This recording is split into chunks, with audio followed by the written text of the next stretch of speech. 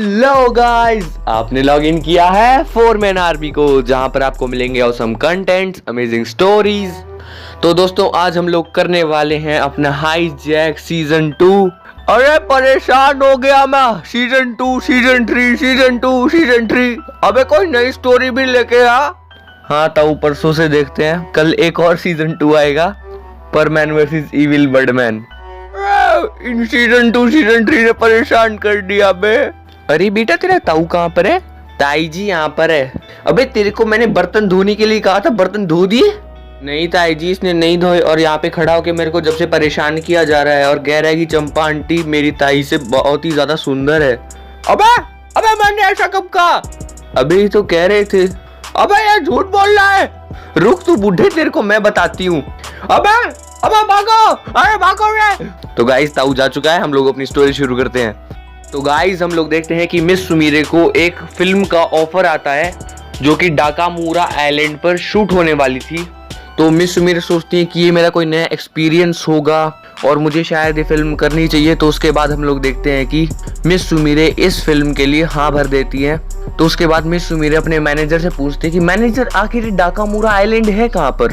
तभी उसकी मैनेजर उसे बताती है कि ये साउथ जापान में एक बहुत ही बड़ा आइलैंड है और ये जापान का सबसे लास्ट आइलैंड है। उसके बाद कोई आइलैंड नहीं है, उसके बाद सिर्फ ओशियन ही ओशियन है। तभी मिस सुमीरे काफी ज्यादा खुश होती हैं कि फाइनली उन्हें एक बहुत ही बढ़िया फिल्म मिल चुकी है और घूमने का भी मौका मिल चुका है। तो हम लोग देखते हैं कि अगले ही दिन मिस सुमीरे प्लान करती हैं कि फर्स्टली वो एयरप्लेन से साउथ जापान के सी पोर्ट तक जाएंगी और फिर सी पोर्ट से आगे वो लोग क्रूज में जाएंगे। तो मिस सुमीरे काफी ज्यादा खुश हो रही होती है। तभी वो सोचते हैं कि मुझे परमैन्स और बाकी सबको बता देना चाहिए। तभी उसकी रोबोट बोलती है कि तुम्हें ऐसा नहीं करना चाहिए, इसकी वजह से उन्हें शक हो सकता है कि तुम ही मिस सुमीरे हो। तभी मिस सुमीरे बोलती है कि हाँ ये तो मैंने सोचा ही नहीं। तो हम लोग देखते हैं कि पाको अपना परमैन सेट अपने रोबोट को दे देती है और बोलती है कि मैं जब तक वापस नहीं आ जाती तुम्हें पाको बनकर रहना होगा।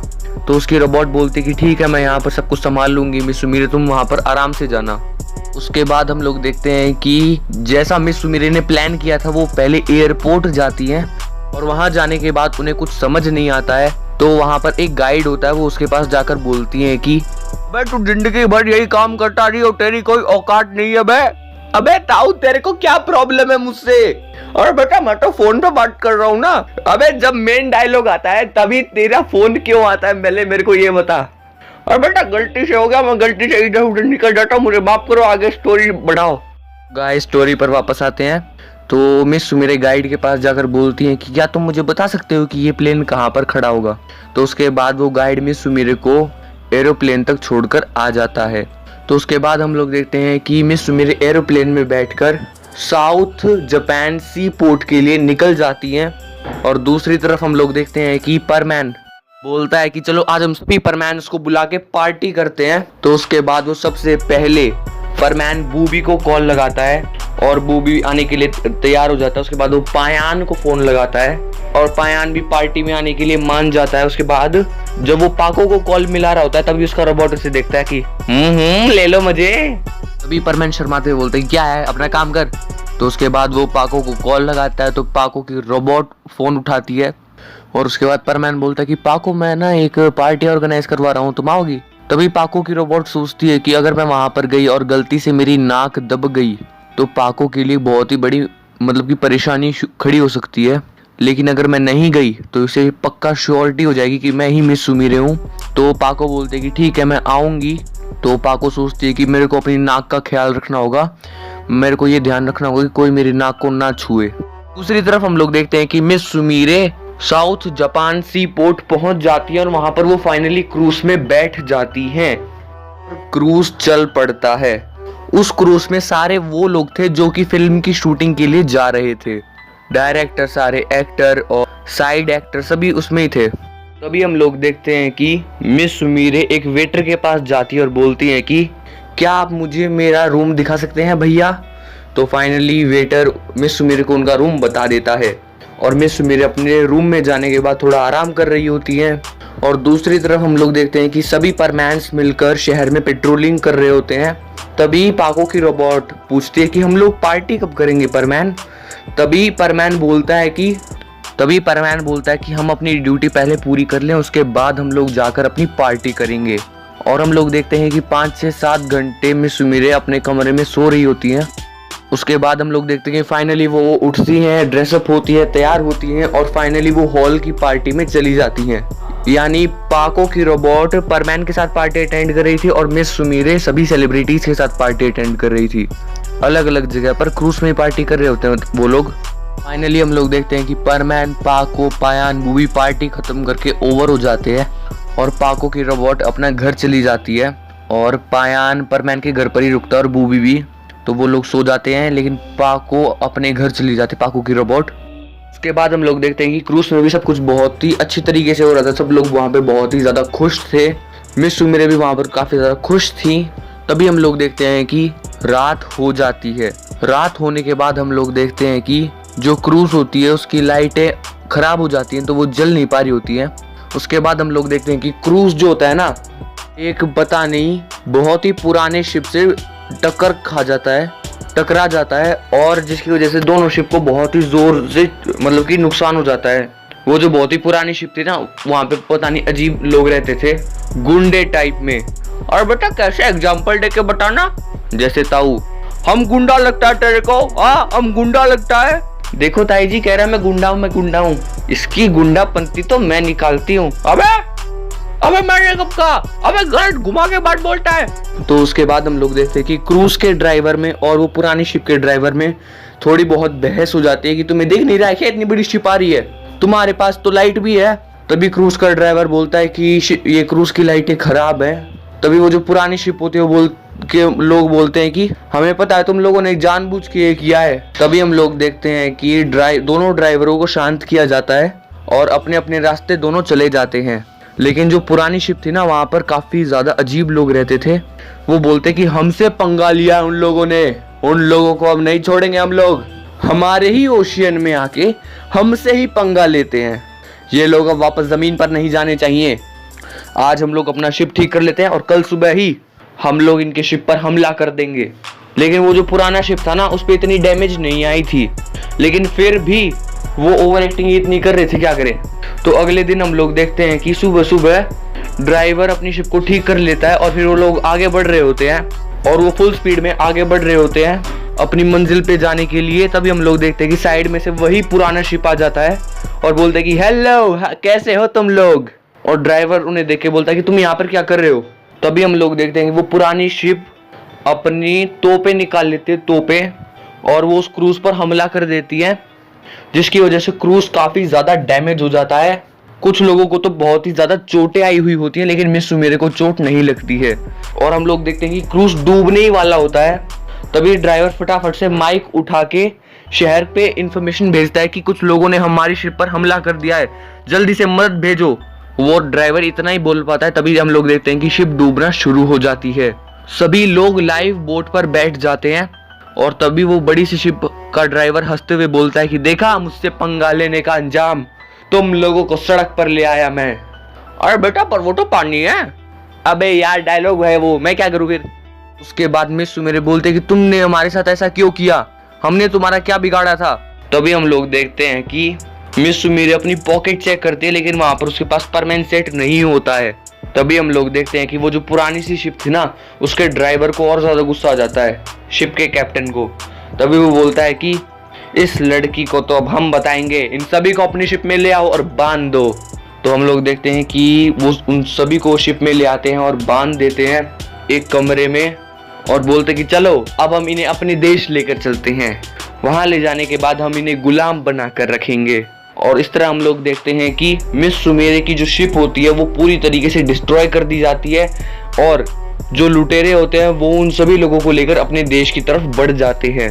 तभी उस शिप में से एक आदमी बोलता है कि कैप्टन, हमारी शिप का जो ये लोगो है ना, ये पूरी तरीके से तबाह हो चुका है।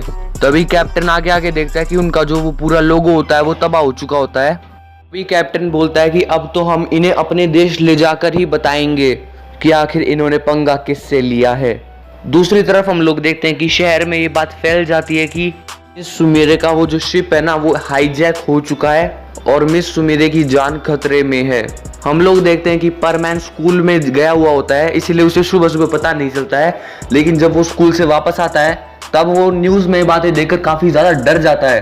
तो वो सबसे पहले पाको को फ़ोन लगा के बोलता है कि पाको सुनो, मिस सुमिरे की जान खतरे में, हमें जल्दी कुछ करना होगा।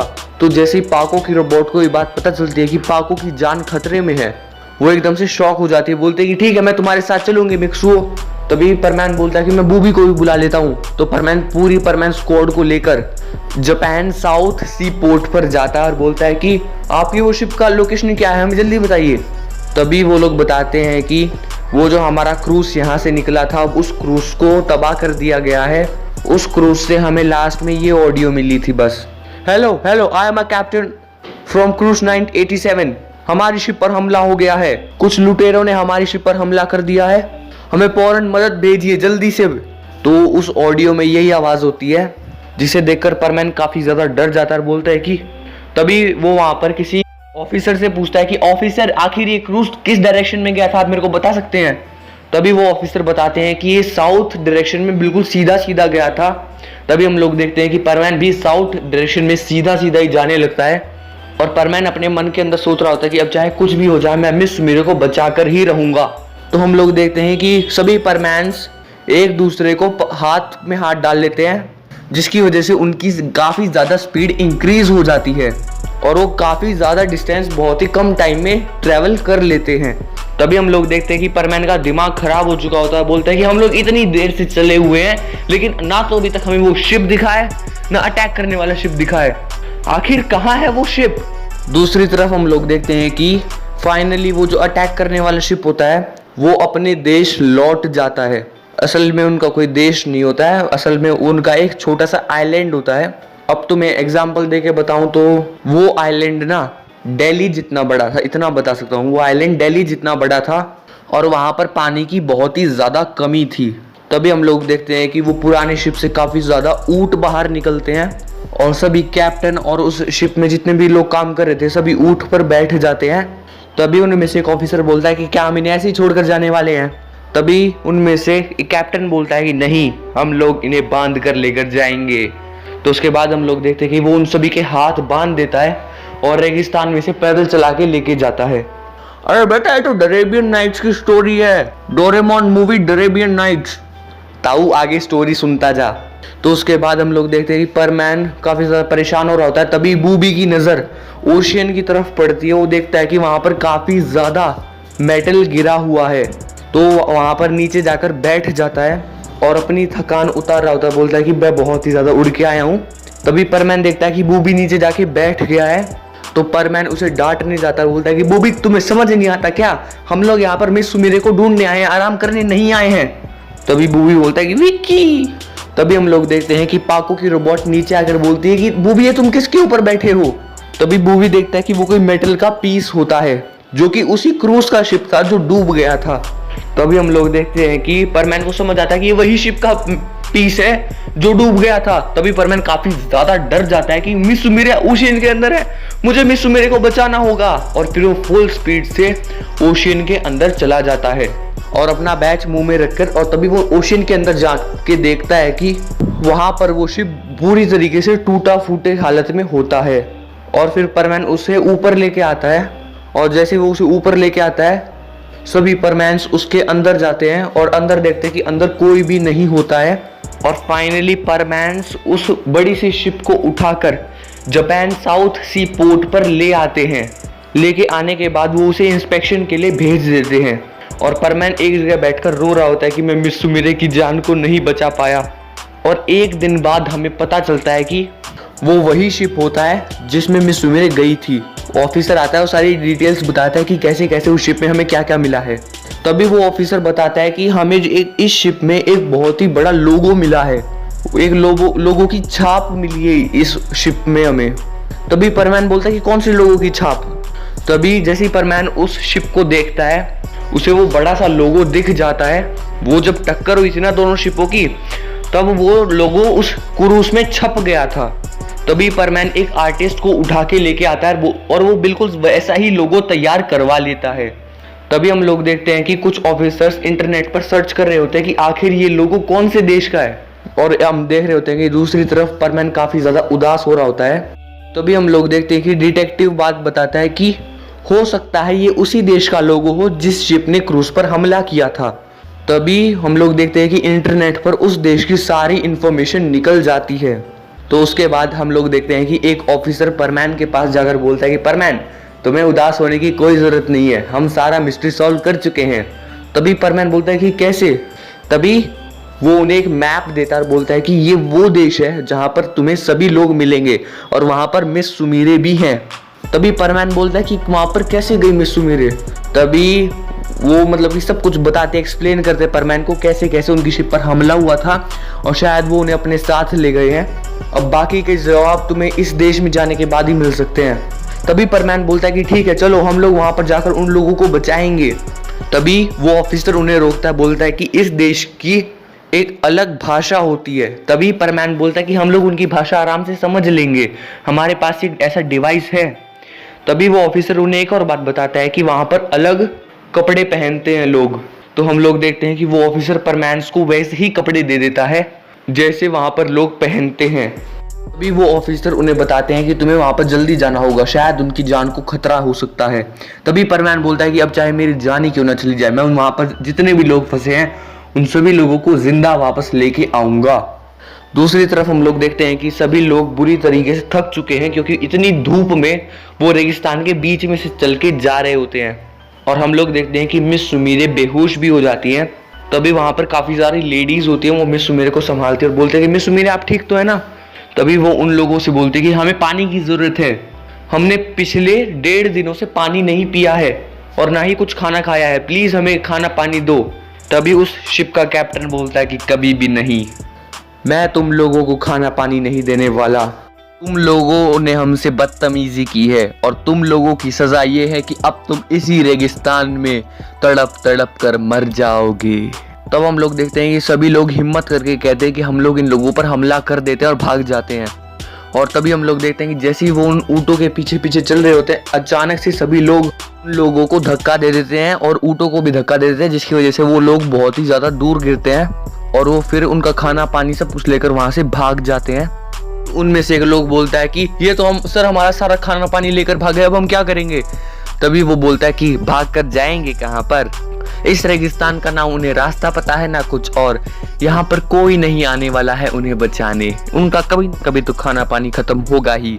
वैसे भी हम अपने देश के बहुत ज्यादा करीब हैं, चलो हम वहां जाकर खाना पानी खा लेंगे और रेगिस्तान में वैसे ही वो तड़प तड़प कर मर जाएंगे। तो हम लोग देखते हैं कि फाइनली सभी लोग वहां से भागते हैं और सभी लोग अच्छे से खाना पानी खाते हैं और उनके पास बस थोड़ा ही खाना पानी बचा हुआ होता है।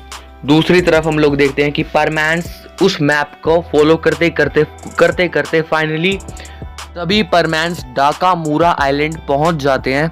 तभी वो लोग बोलते हैं कि हम लोग डाकामूरा आइलैंड तो पहुंच गए हैं, लेकिन अब वो लोग हैं कहाँ पर? तभी पाको की रोबोट बोलती है कि हम लोग देखो इस वक्त यहाँ पर है और इस आइलैंड से 1 किलोमीटर की दूरी पर ही वो आइलैंड है, हमें जल्दी चलना चाहिए, हो सकता है उन सभी लोगों की जान खतरे में हो। तो हम लोग देखते हैं कि परमैन वहां पर 5-6 मिनट में ही पहुंच जाते हैं, क्योंकि सभी परमैन अपने हाथ आपस में पकड़ लेते तो वो फुल स्पीड में जाते हैं। और वहां जाने के बाद परमैन काफी ज्यादा डरा हुआ होता है। तभी वो शिप को देखता है और देखता है कि इसका तो लोगो टूटा हुआ है। तभी पायान बोलता है कि शायद वही शिप है जिसमें जो शिप क्रूज से टकराई थी। तभी वहां पर एक आदमी जा रहा होता है, वो पूछता है कि इसमें कौन कौन आया था, वो कहाँ पर है? तभी वो आदमी उन्हें सब कुछ बताता है कि कैसे कैसे समुद्र में उन दोनों की शिप भिड़ गई थी और जिसकी वजह से वो लोग उन्हें बंधक बनाकर समुद्री रास्ते से यहाँ पर लेकर आए और अब रेगिस्तानी रास्ते में लेकर जा रहे हैं। अभी हम लोग देखते हैं कि परमैन बोलता है कि चलो अभी हम रेगिस्तानी रास्ते में जाते हैं और उन सबको बचा लेते हैं। तभी हम लोग देखते हैं कि रेगिस्तान में तूफान आने वाला होता है। तभी वो आदमी उन्हें बोलता है कि तुम्हें शायद अभी नहीं जाना चाहिए, अगर तुम वहां पर गए तो हो सकता है कि तुम तूफान की चपेट में आकर ना बच पाओ, तो तुम्हें शायद तूफान खत्म होने के बाद जाना चाहिए। तभी परमैन बोलता है कि इतना टाइम नहीं है मेरे पास, मिस सुमीरे की जान खतरे में, और अगर मैं वहां पर नहीं गया तो वो लोग उसे मार देंगे। तभी पायान परमैन को शांत कराते हुए बोलता है कि शांत हो जाओ परमैन, गुस्सा होने से कोई फायदा नहीं है, हमें बस खुद पर यकीन होना चाहिए और अब बस हम तूफान खत्म होने का वेट ही कर सकते हैं और कुछ नहीं कर सकते। लेकिन तभी भी परमैन रो रहा होता है। तभी पाको की रोबोट उसे शांत कराने की कोशिश करती है। तभी वो बोलता है कि ठीक है पाको, तुम बोल रही हो तो मैं शांत हो रहा हूँ। और उसके बाद हम लोग देखते हैं कि वो जो सभी लोग उन्हें धक्का देके भागे थे ना, वो उस तूफान से किसी ना किसी तरीके से बच जाते हैं। और वो लोग बोलते हैं कि हम लोग उनसे बच तो गए, लेकिन अब हम जाएंगे कहाँ पर। तो हम लोग देखते हैं कि फाइनली तूफान खत्म होता है और परमैन फुल स्पीड से रेगिस्तान पार करके उनके देश चले जाते हैं। उनके देश जाने के बाद वो बोलते हैं कि क्या आप लोग यहाँ पर किसी बंधकों को लेके आए हैं। तभी वो बोलते हैं कि नहीं, हम किसी भी बंधकों को नहीं लेकर आए हैं। तभी कैप्टन समझ जाता है कि ये लोग उन्हें बचाने आए हैं। तो कैप्टन एक काम करता है कि उन सभी को गलत रास्ता बता देता है कि देखो वो उस डायरेक्शन में लेके गए, फटाफट से जाओ। तभी सभी परमैन फुल स्पीड से उस डायरेक्शन में जाने लगते हैं। और तभी वो कैप्टन बोलता है कि वो लोग इन्हें बचाने के लिए यहाँ पर आ चुके हैं। हमें अभी के अभी जाकर उन सभी लोगों को खत्म करना होगा। आखिर हमसे पंगा लेने वाले जिंदा कैसे बच पाएंगे। तभी हम लोग देखते हैं कि वहां से परमैन कुछ दूर जाते हैं और फिर उड़ के फुल स्पीड से जा रहे होते हैं। के बाद हम लोग देखते हैं कि वो ऊंट फटाफट से वहां पर पहुंच जाते हैं जहां पर वो लोग होते हैं। और उसके बाद हम लोग देखते हैं कि कैप्टन और उन सभी के आदमी उन सभी लोगों को घेर लेते हैं और बोलते हैं कि तुम लोगों की कोई आखिरी इच्छा हो तो बताओ। मारने तो वाले ही हैं वैसे ही तुम लोगों को बचाने के लिए यहाँ पर कोई 4 नमूने आए थे, पर अफसोस हमने उन्हें गलत डायरेक्शन में भेज दिया है। अब तुम लोगों को यहाँ पर बचाने वाला कोई नहीं है। तभी मिस सुमी समझ जाते हैं कि परमैन यहाँ पर आ चुका है। तभी सभी लोग उनके सामने गिड़गिड़ाते कि हमें मत मारो। तभी कैप्टन को उन पे दया आ जाती है, बोलते हैं कि चलो ठीक है, मैं तुम्हें नहीं मारूंगा, लेकिन एक बात है, अगर किसी ने ज्यादा चालाक बनने की कोशिश की वो नहीं बचने वाला। तो हम लोग देखते हैं कि फिर से वो उन सभी को ऊंट के पीछे बांधकर घसीट रहा होता है, मतलब पैदल चला रहा होता है काफी दूर तक। और दूसरी तरफ पायान, पाको, बूबी, परमैन उस आइलैंड के एंड तक चले जाते हैं। बोलते हैं कि यहाँ पर तो हमें कोई भी नहीं मिला। तभी पायान के दिमाग में अचानक से पता नहीं क्या आता है, बोलता है कि शायद उस आदमी ने हमें बेवकूफ बनाया है, उसने हमें गलत डायरेक्शन में भेज दिया और खुद सही डायरेक्शन में चला गया। अभी हम लोग देखते हैं कि परमैन जोर से चिल्लाता है 999 और उसका गोल्डन सेट एक्टिवेट हो जाता है। और तभी मिक्सो बोलता है कि आज मेरा दिल पता नहीं मिस सुमेरे को बचाने के लिए इतना क्यों कर रहा है। आज चाहे कुछ भी हो जाए मैं मिस सुमेरे को बचा कर ही रहूंगा। तुम लोगों को आराम से आना है तो आओ, मैं जा रहा हूँ। तो हम लोग देखते हैं कि परमैन अपने गोल्डन सेट की स्पीड से फुल स्पीड से वहां से चला जाता है। दूसरी तरफ हम लोग देखते हैं कि मिस सुमेरे चलते चलते काफी ज्यादा गिर जाती है और वो और नहीं चल पाती है। तभी वो कैप्टन बोलता है कि मुझे लगता है कि मुझे अब तुम्हें मार देना चाहिए। वो मिस सुमेरे को बोल रहा होता है, आखिर तुमने मेरी नाक में दम कर रखा है, कितनी बार गिरोगे, कितना खाना पानी चाहिए तुम्हें। उसके बाद हम लोग देखते हैं कि कैप्टन अपने हाथ में एक कुल्हाड़ी लेता है और बोलता है कि मुझे पता था कि आज तेरा आखिरी दिन है, इसीलिए कुल्हाड़ी अपने साथ लेके आया। अब तेरे को कौन बचाएगा बे। तो उसके बाद हम लोग देखते हैं कि कैप्टन अपने हाथ में कुल्हाड़ी लेता है और बोलता है कि अब तो तेरे को मारना ही पड़ेगा मुझे, तूने मेरे दिमाग को खराब कर दिया है। महाशिप में भी तूने मुझसे बदतमीजी की और यहाँ भी करेगी, अब इससे अच्छा तो मैं तेरे को मार ही देता हूँ। उसके बाद हम लोग देखते हैं कि कैप्टन अपनी कुल्हाड़ी को हवा में करता है और बोलता है कि ले मार अब। उसके बाद हम लोग देखते हैं कि जैसे ही वो कुल्हाड़ी मिस सुमेरे के गर्दन तक पहुंचने ही वाली होती है, रास्ते में एक हाथ आ जाता है और उस कुल्हाड़ी को रोक लेता है और बोलता है कि इतनी जल्दी क्या है। और हम लोग देखते हैं कि वो और कोई नहीं परमैन होता है और बोलता है कि तूने बहुत बकवास कर ली, अब तेरा खेल खत्म करना पड़ेगा। तो उसके बाद हम लोग देखते हैं कि कैप्टन कुल्हाड़ी परमैन के ऊपर चलाता है और जैसे ही कुल्हाड़ी गोल्डन सेट से टकराती है ना, कुल्हाड़ी के टुकड़े टुकड़े हो जाते हैं, जिसकी वजह से कैप्टन काफी ज्यादा डर जाता है। बोलता है कि तू कौन है बे, तेरी हिम्मत कैसे हुई मेरी कुल्हाड़ी तोड़ने की। तो उसके बाद हम लोग देखते हैं कि परमैन अपने दोनों हाथ कैप्टन के सर पर रखता है और अपने सर से भिड़ा देता है। इसकी वजह से कैप्टन की नाक से खून बहने लगता है और कैप्टन बोलता है तेरी तो। उसके बाद परमैन कैप्टन को एक लात मारता है, जिसकी वजह से कैप्टन थोड़ा सा पीछे गिर जाता है। और उसके बाद परमैन कैप्टन के पास जाकर बोलता है कि तुम्हारा लीडर कौन है। और कैप्टन डरा हुआ। तभी परमैन कैप्टन का कॉलर पकड़ता है और उसके मुंह पर थप्पड़ मारता बोलता है कि जब तक तुम्हारा बॉस यहाँ पर नहीं आएगा तब तक इसे मारता ही रहूंगा। तभी एक आदमी बोलता है कि यही। तभी कैप्टन मना कर देता है कि नहीं बताना इसे मैं हूं। तभी वो बोलता है कि सर वो 2 नंबर गए हैं। तभी परमैन बोलता है छी जा, तेरे को माफ किया। तो उसके बाद परमैन सभी को बोलता है चलो चलते हैं। तभी उनका मतलब कि कैप्टन बोलता है कि मैं तुम्हें ऐसा नहीं करने दूंगा।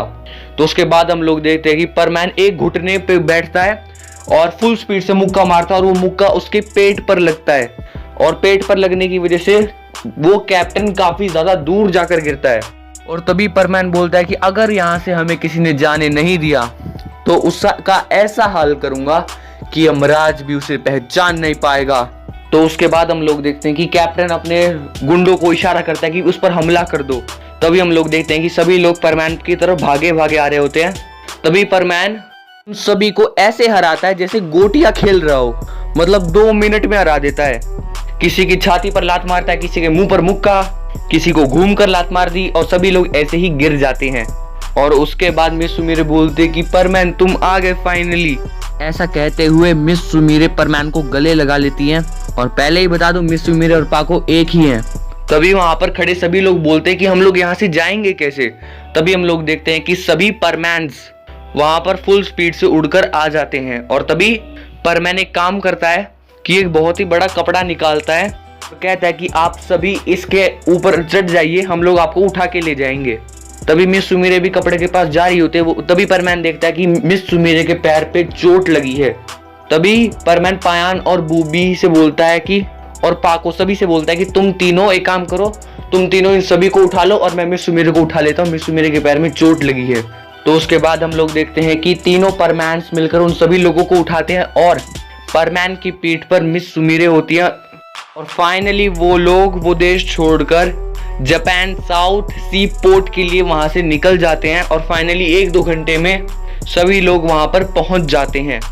और हम लोग देखते हैं कि परमैन की बहादुरी के लिए परमैन्स को बहुत ज्यादा अवार्ड्स दिए जाते हैं और एक अवार्ड तो मिस सुमीरे ही परमैन को दे रही होती हैं। तो जैसे ही मिस सुमीरे वो अवार्ड परमैन को देती हैं, मिस सुमीरे बोलते हैं कि मैं तुम्हें कुछ और भी देना चाहती हूँ परमैन। तभी परमैन बोलता है कि क्या।